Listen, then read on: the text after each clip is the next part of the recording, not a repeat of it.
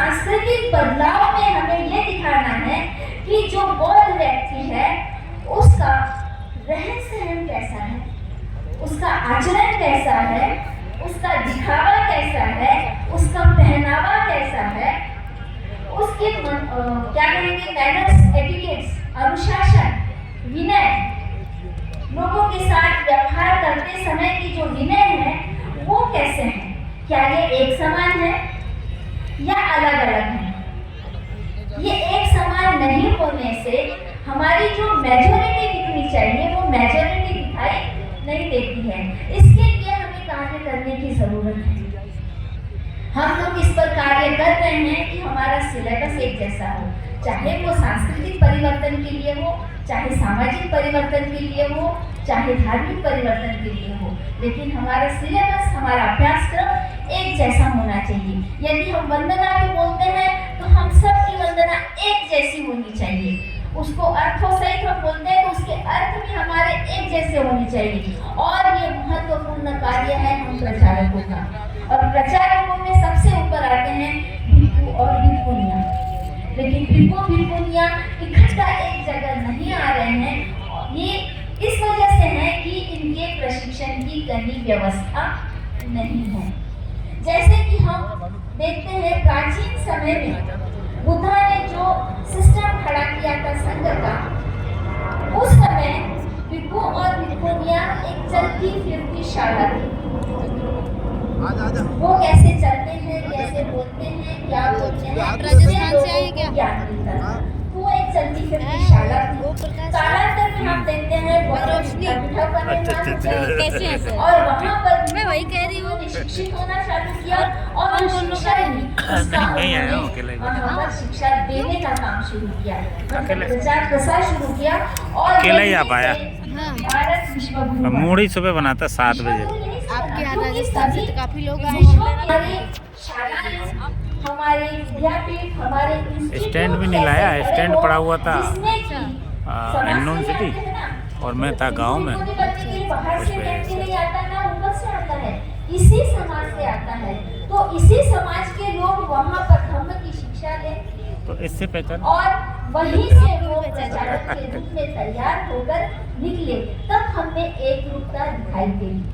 अब दूसरा एक मुद्दा इसमें यह आता है कि ये बौद्ध विद्यापीठ चलते कैसे थे। तो हर्षवर्धन, राजा हर्षवर्धन के समय का उदाहरण है कि उन्होंने कुछ गांव बौद्ध विद्यापीठ को दान दिए थे। दान देने का मतलब ये है कि उन गांवों से जो टैक्स मिलता था, जो कर मिलता था, वो कर वो बौद्ध विद्यापीठ को चलाने के लिए दे देते थे, जिससे कि वो सारा सिस्टम चलता था बौद्ध विद्यापीठ का। आज हम देखते हैं कि हमारे समाज में जब कोई हम कार्यक्रम तय करते हैं, उस समय उस कार्यक्रम के लिए हम डोनेशन मांगने के लिए घूमते हैं, दान मांगने के लिए घूमते हैं, और उस कार्यक्रम के मर्यादित समय तक ही वो दान आता है, उस कार्यक्रम के लिए होता है। उसके बाद में क्या होता है, कुछ नहीं होता है। हमारे समाज के पास पैसा है, हम लाखों में अभी इस समय खर्चा कर रहे हैं, लेकिन ऐसे क्रिएटिव काम नहीं हो रहे हैं जो स्थायी रूप से हमें रिजल्ट दे सके। तो जिस तरह उस समय गांवों का टैक्स विद्यापीठ चलाने के लिए दिया जाता था, ऐसा आज के समय में बौद्ध राजा नहीं होने के कारण नहीं हो पा रहा है।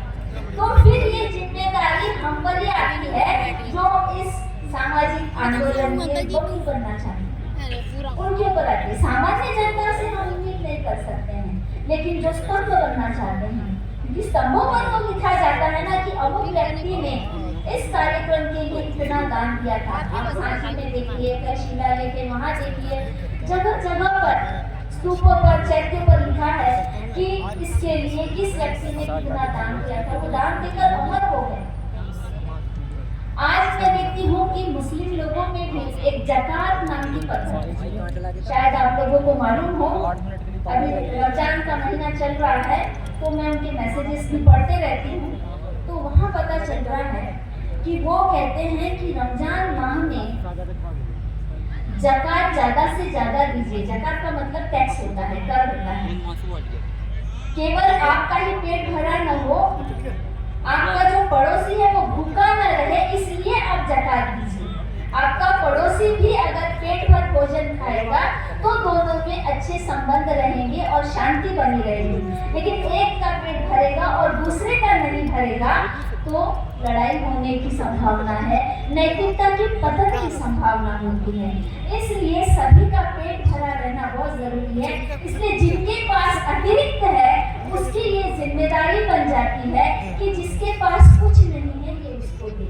ये मित्र की शिक्षा। तो हमारे जो प्लान्स है आगे के, इस आंदोलन को आगे ले जाने के लिए, जैसे अभी हम काम कर रहे हैं सांस्कृतिक बदलाव के ऊपर में, बौद्धों की व्यवस्था निर्माण के ऊपर में, तो उसके लिए हमें बड़ी मात्रा में मनी पावर और मैन पावर लगेगा, है ना। अगर हम ये कर जो है ज़कात की जो पद्धति है ये हम हमारे समाज पे यदि लागू करते हैं हमेशा के लिए, साल भर के लिए, तो क्या ये सफल नहीं हो सकेगी? हो सकती है, लेकिन समाज को भी ये हमें आश्वस्त करना पड़ेगा कि इन पैसों का हम अपने समाज के हित में उपयोग कर रहे हैं। समाज के हित में हम बौद्ध विद्यापीठ खोल रहे हैं, समाज के हित में हम हॉस्पिटल खोल रहे हैं, समाज के हित में हम शालाएं खोल रहे हैं, समाज के हित में हम विहार बना रहे हैं या चैत्य बना रहे हैं। ये इस तरह से हमें लोगों को आश्वस्त करना पड़ेगा, क्योंकि अभी तक के जिन लोगों ने धर्म के नाम पर जो काम किए हैं तो बहुत सारे लोगों को ऐसा लगा कि हमारा पैसा वेस्ट जा रहा है, जो होना चाहिए वो नहीं हो रहा है, इसलिए कुछ लोगों ने अपने हाथ खींच लिए हैं।